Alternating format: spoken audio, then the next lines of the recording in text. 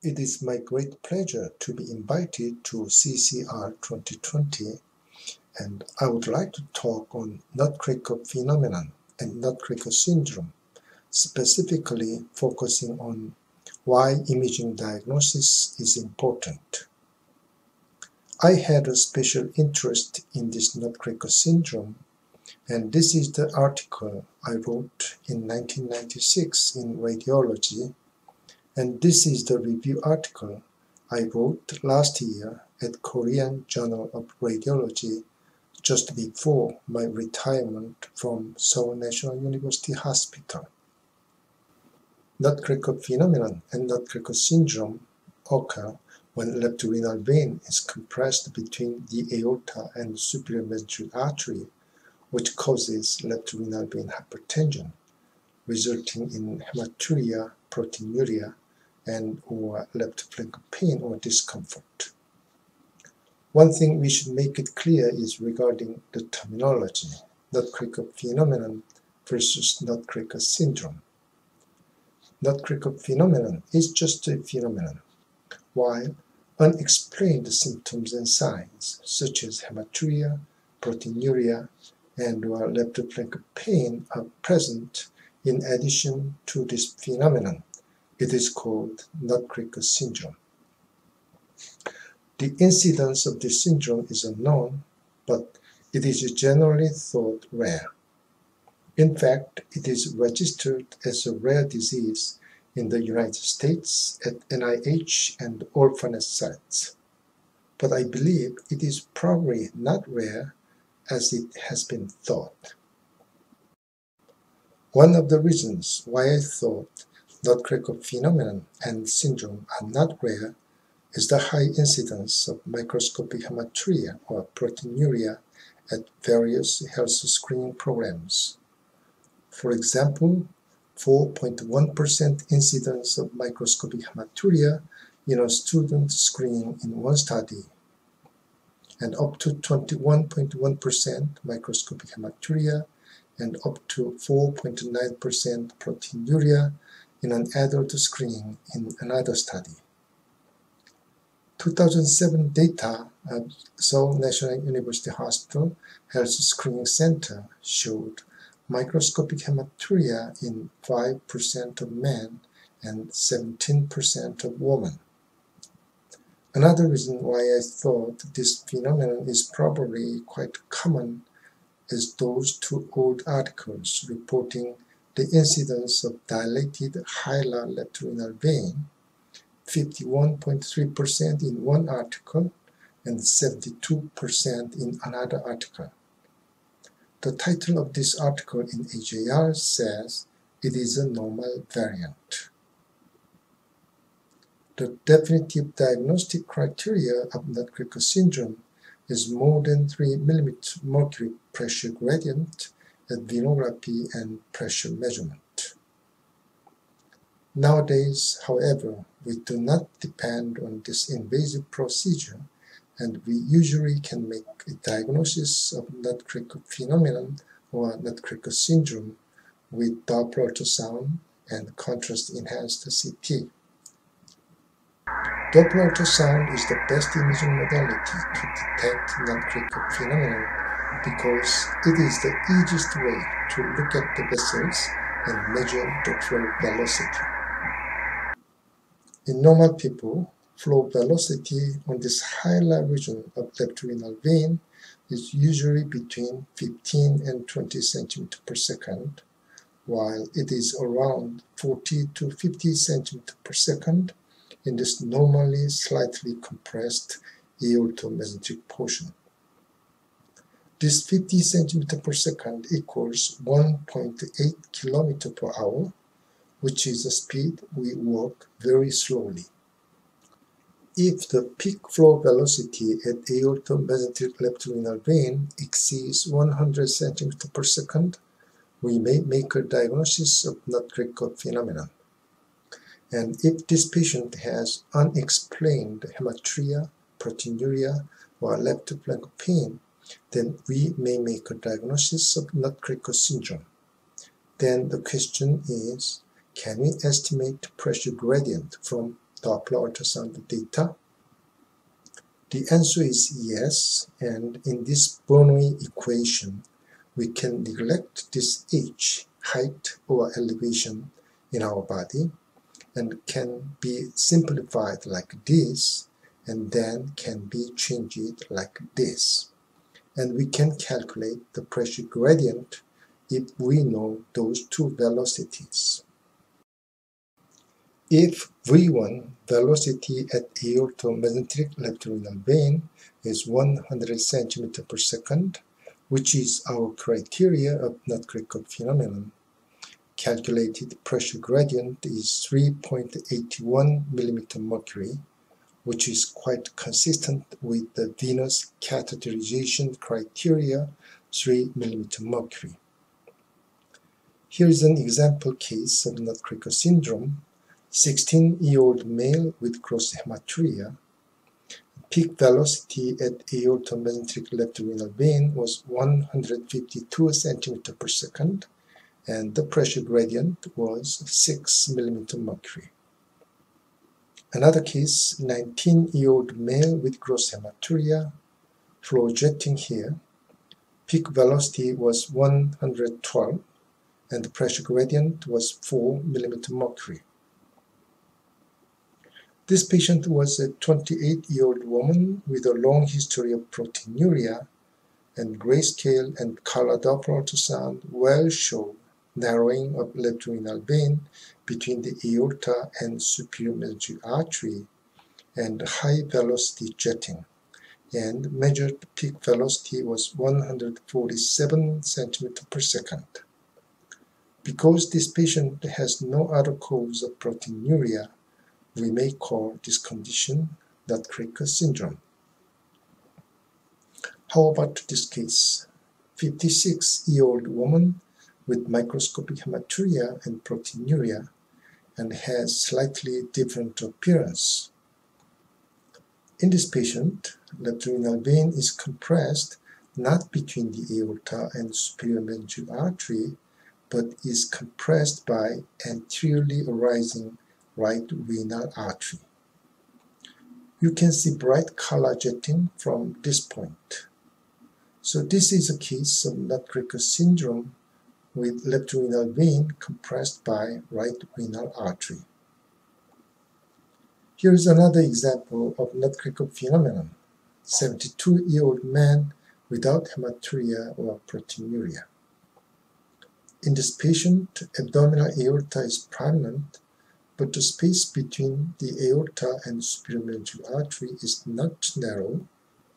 Instead, the left renal vein appears stretched over the aorta, and we see high velocity jetting, and peak flow velocity was 127 cm per second. CT also shows left renal vein stretched over the aorta and jetting of contrast opacified flow. From our experience, there are at least 3 subtypes or patterns of Nutcracker phenomenon. Type 1, classical compression of left renal vein at narrow space between the aorta and superior mesenteric artery. Type 2, compression by anteriorly arising right renal artery. And type 3, left renal vein stretched over the aorta. This patient was a 33-year-old woman with microscopic hematuria and proteinuria.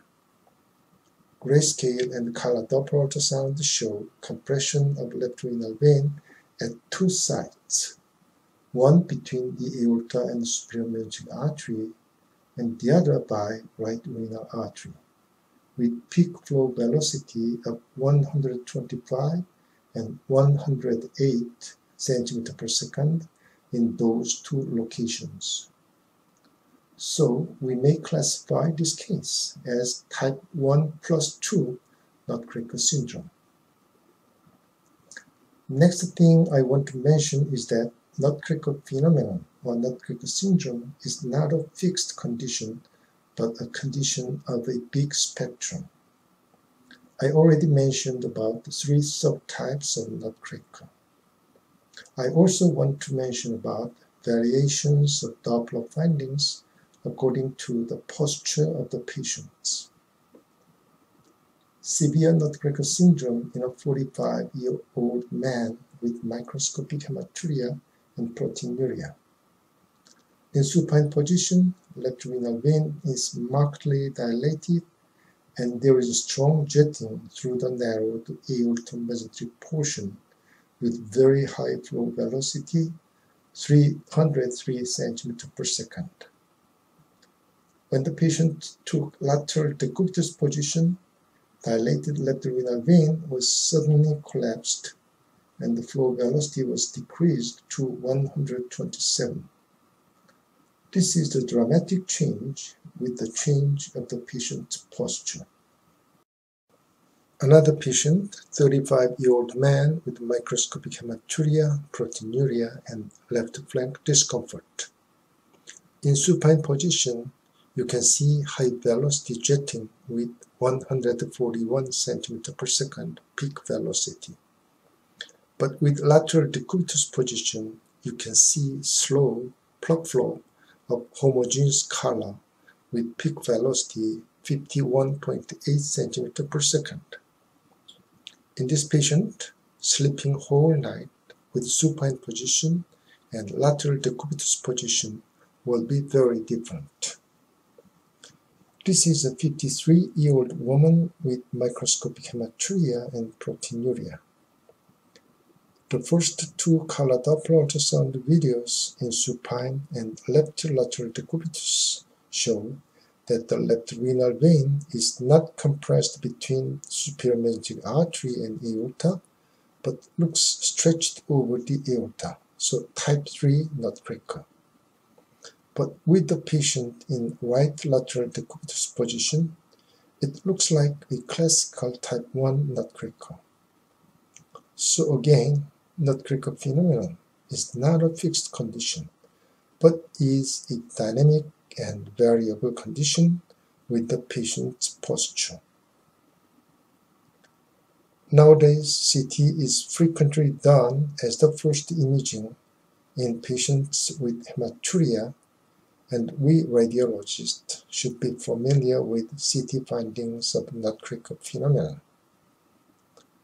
In early corticomedullary phase CT, movements of contrast opacified left renal vein flow reflect flow velocity.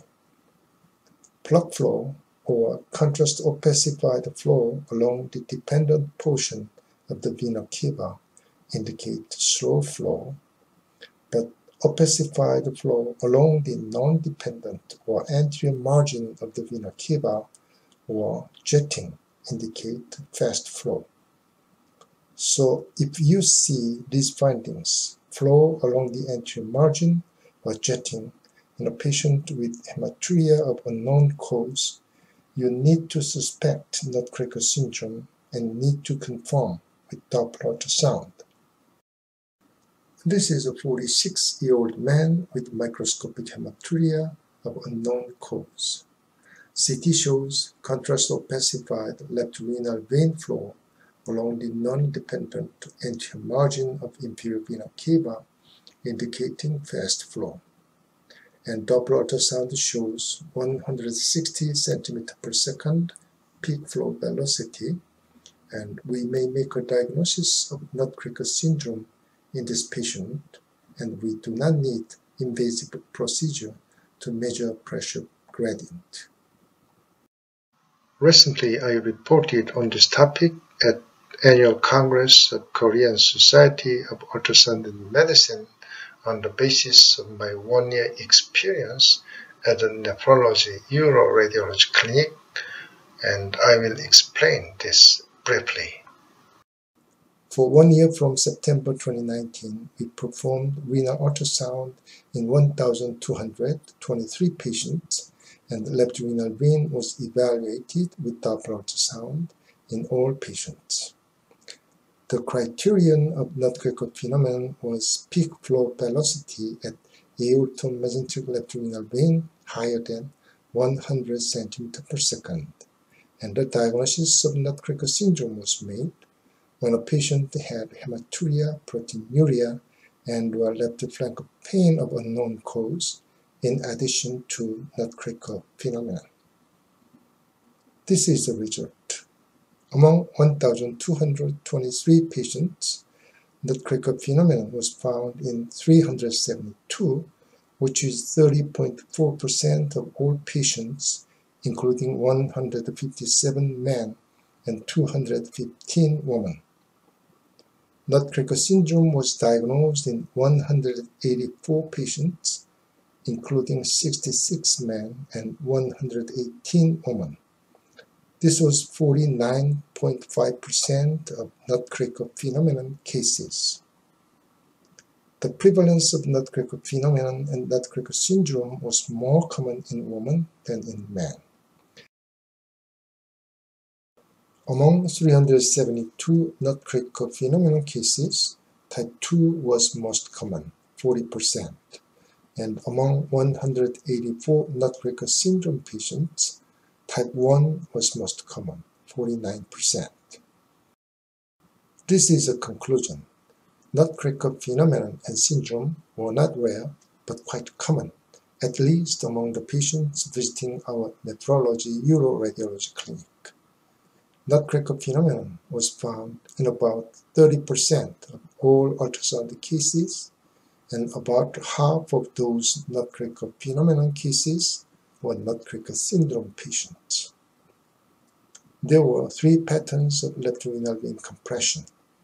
Type 2 was most common in Nutcracker phenomenon cases, while type 1 was most common in Nutcracker syndrome patients.